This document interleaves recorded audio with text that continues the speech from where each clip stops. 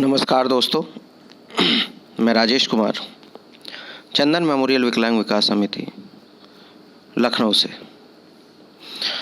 आज हमारा विषय है समावेशन यानी कि इंक्लूजन। समावेशन को सभी विद्यार्थियों की विविध आवश्यकताओं को अमल में लाने एवं प्रत्युत्तर देने की प्रक्रिया के रूप में देखा जा रहा है, जिसके तहत अधिगम, संस्कृति एवं समुदायों में सहभागिता को बढ़ाना है तथा शिक्षा में बहिष्कार को कम करना होगा। इसमें एक समान दृष्टिकोण के तहत सामग्री, उपागमों, संरचनाओं एवं रणनीतियों में परिवर्तन लाना होगा जो उस आयु वर्ग के सभी बच्चों के लिए उपयुक्त हो। इसमें नियमित शिक्षा प्रणाली की जिम्मेदारी होगी कि वह सभी बच्चों को शिक्षा प्रदान करे। आइए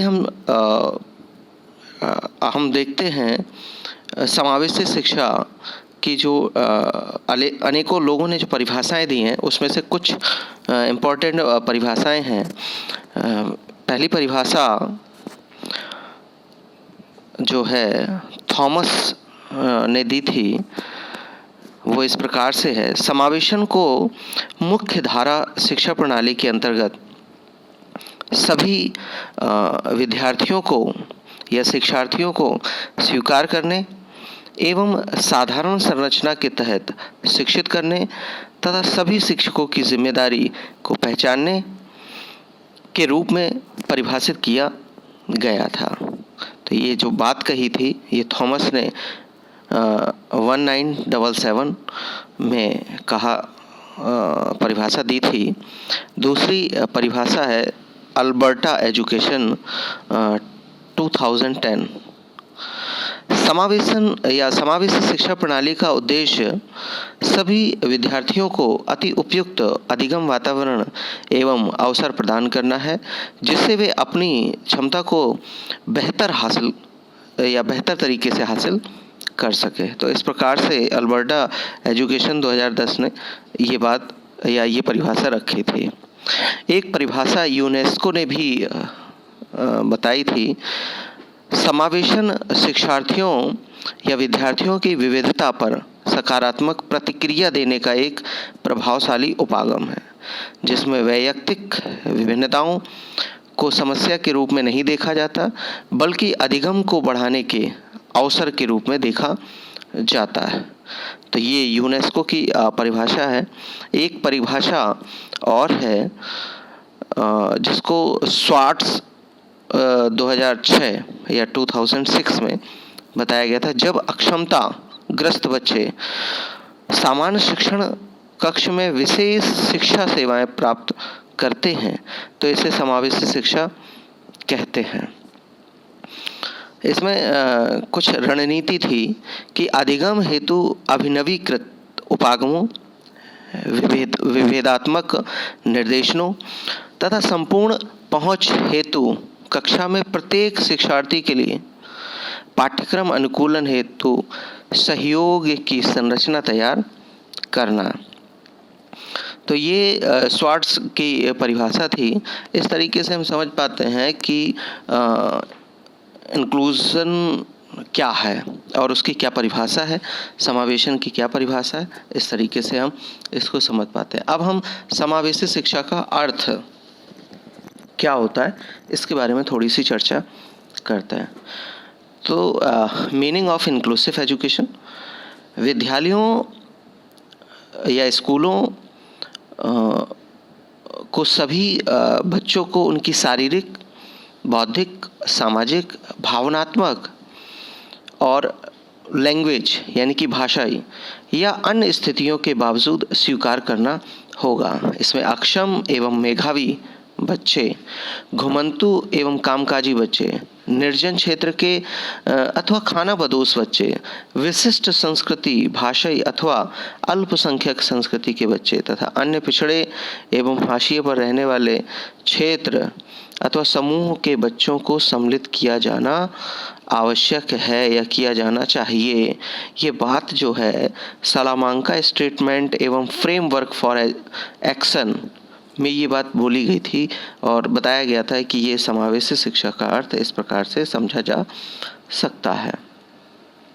समावेशी शिक्षा जांच करती है कि शिक्षा को स्थानीय संदर्भ में उपयुक्त साबित करने के लिए शिक्षण प्रावधानों में किस प्रकार का सुधार या बदलाव किया जाए जिससे उचित सम्मान देते हुए सभी शिक्षार्थियों को सम्मिलित किया जा सके। समावेशी शिक्षा कार्यक्रम में लचीलापन लाने की बात भी कही गई है जिससे सभी की सहमति सुनिश्चित की जा सके। तो इस प्रकार से हम समझ पाते हैं कि जो चाहे वो किसी भी कैटेगरी का हो, चाहे वो विकलांग हो या सकलांग हो, तो सभी को शिक्षा में समावेशित करना होता है, सभी को शिक्षा में इंक्लूड करना होता है। तो इस प्रकार से हम देख पाते हैं कि समावेशी शिक्षा का अर्थ क्या हो सकता है। अब हम बात करते हैं सिर्फ इंक्लूजन की। इंक्लूजन यानी कि समावेशन की। सभी लोगों को बिना किसी प्रकार की बाधा अथवा सीमा के स्वतंत्र एवं खुले तौर पर समायोजित किया जाए। कुछ लोगों द्वारा इसे अभ्यास में लाने की चर्चा भी चल रही है या बात कर रहे हैं जिससे लोग समाहित, व्यस्त एवं संलग्न महसूस कर सकें, जिसके अंतर्गत जो है व्यक्ति जो है ना इसमें इंक्लूसिव हो सकें, जुड़ सकें इनसे।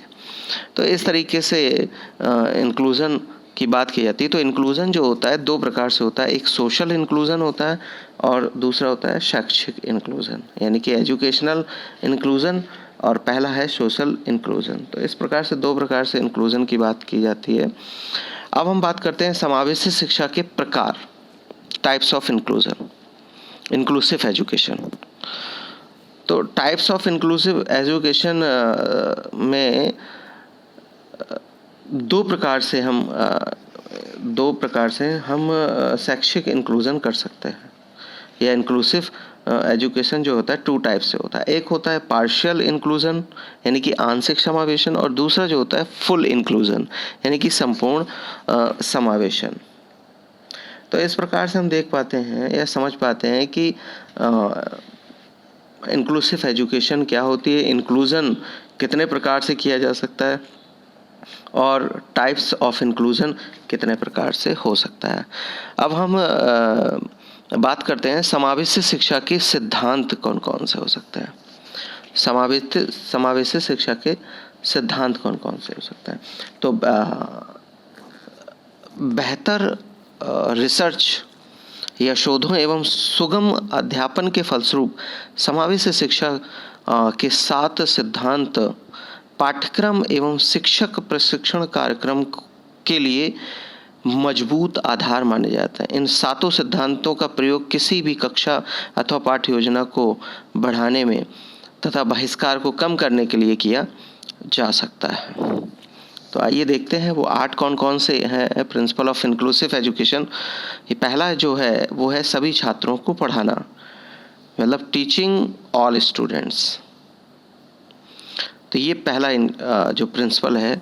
दूसरा है विविध पहचान को सामने लाएं, एक्सप्लोरिंग मल्टीपल आइडेंटिटीज। तीसरा जो है पूर्व धारणा से बचाओ, प्रिवेंटिंग प्रीजुडिसेस। तो पूर्व धारणा से बचाव होना चाहिए। अब हम चौथा जो सिद्धांत है सामाजिक न्याय को बढ़ावा देना, तो प्रोमोटिंग सोशल जस्टिस।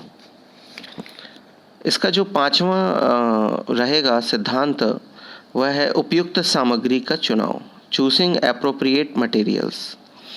इसका 6वां जो है वो है संस्कृति एवं धर्म के संदर्भ में शिक्षण एवं अधिगम, teaching and learning about cultures and religious religions. सातवां जो है इसका सिद्धांत है, पाठों को उपयुक्त तरीके से अपनाना एवं एकीकृत करना, adapting and integrating lesson appropriately. इसका अंतिम जो है मतलब मुझे लग रहा है कि सिर्फ ओनली 7 ही हैं इसके, तो हम इस तरीके से समझ पाते हैं कि किस तरीके से इसके सिद्धांत हैं, कौन कौन से इसके सिद्धांत हैं और किस तरीके से ये काम करता है। समावेशी शिक्षा के जो सिद्धांत है वो ये सिद्धांत है, 7 जो है इसके सिद्धांत हैं इस तरह। इसका डिस्क्रिप्शन हम आगे आने वाले ऑडियो में ज़रूर आपको अवगत कराएंगे इससे। धन्यवाद।